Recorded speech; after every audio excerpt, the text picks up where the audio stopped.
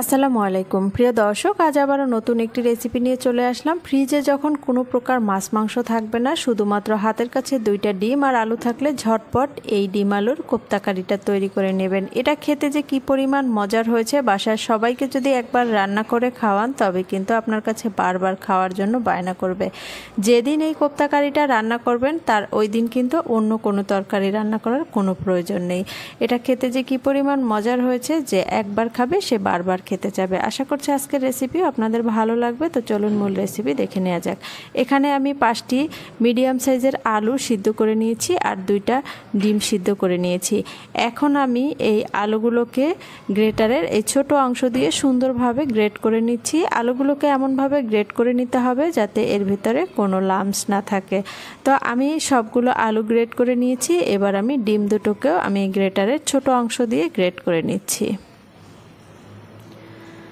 তো সবগুলো কিন্তু আমি সুন্দরভাবে গ্রেট করে নিয়েছি আর গ্রেট করা হয়ে গেছে। এবার আমি এই ডিম এবং আলুগুলোকে আমি একটি বাটিতে নিয়ে নিচ্ছি, কারণ আমার এই বাটিটা ছোট হয়ে গেছে, তাই আমি একটু বড় সাইজের একটি বাটি নিয়ে নিচ্ছি। তো এখন আমি এই গ্রেট করা ডিম আর আলুর মাঝে দিয়ে দিচ্ছি মিডিয়াম সাইজের একটি পেঁয়াজ কুচি, 1 চা চামচ আদা রসুন বাটা, পরিমাণ মতো লবণ, 1/2 চা চামচ হলুদের গুঁড়া, 1 চা চামচ মরিচের গুঁড়া, 1/2 চা চামচ করে জিরার গুঁড়া আর ধনিয়ার গুঁড়া। এবার এর মাঝে দিয়ে দিচ্ছি কর্নফ্লাওয়ার 1/4 কাপ পরিমাণ।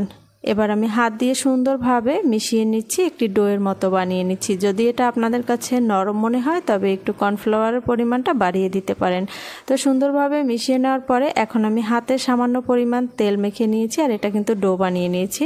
তো তেলটা মেখে আমি এভাবে গোল গোল করে ডিম আলুর এই মিশ্রণটাকে শেপ দিয়ে নিচ্ছি। আপনারা আপনাদের পছন্দ মতো শেপ দিতে পারেন। তো সুন্দরভাবে কিন্তু এগুলো বানিয়ে নিচ্ছি। তো সবগুলো একইভাবে কিন্তু আমি বানিয়ে নিয়েছি আর এগুলো বানানো খুবই সহজ। বানানো হয়ে গেছে। এদিকে আমি একটি ডিম ভেঙে নিয়েছি। তো নর্মাল তাপমাত্রায় থাকা ডিম নিতে হবে আর ডিমটাকে সুন্দরভাবে কিন্তু ফেটিয়ে নিতে হবে। ডিমটা ফেটিয়ে নেওয়া হয়ে গেছে। এবার এই ডিমের মিশ্রণের মাঝে নিয়ে নিচ্ছি রেডি করে রাখা যে ডিম আলুর কোপ্তাটা রেডি করে রেখেছিলাম, সেটা সুন্দরভাবে কোট করে একে একে গরম ফুটন্ত তেলের মাঝে দিয়ে দিচ্ছি।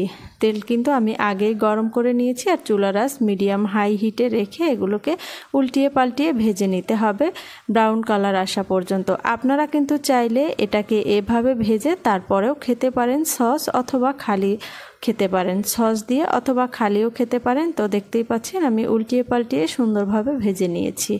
ভাজা হয়ে গেছে। এবার তেল থেকে তুলে নিচ্ছি আর বাকি যে ডিম এবং আলুর যে মিশ্রণটা ছিল, মানে বলগুলো ছিল, সেগুলো একইভাবে ভেজে নিয়েছি। তো আমি একই প্যানে রান্না করব এই কোপ্তাটাকে, তাই তেলটা কমিয়ে প্যান থেকে এর মাঝে দিয়ে দিয়েছি 1/2 কাপ পেঁয়াজ কুচি, দিয়ে দিচ্ছি কিছু গরম মশলা, আস্ত গরম মশলা দিয়ে দিচ্ছি, দারচিনি, লবঙ্গ আর এলাচ দিয়ে আমি একটু ভেজে নিচ্ছি।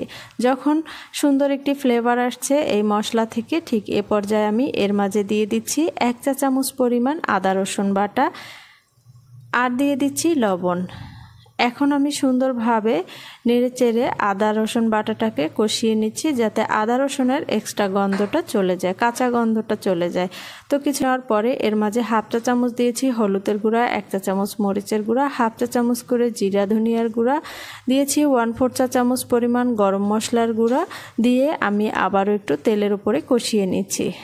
কিছুটা সময় কষিয়ে নেওয়ার পরে এখন আমি এর মাঝে 1/2 কাপ পরিমাণ পানি দিয়ে মশলাটাকে সুন্দরভাবে কষিয়ে নেব, যতক্ষণ না পর্যন্ত মশলার উপরে তেল উঠে আসে।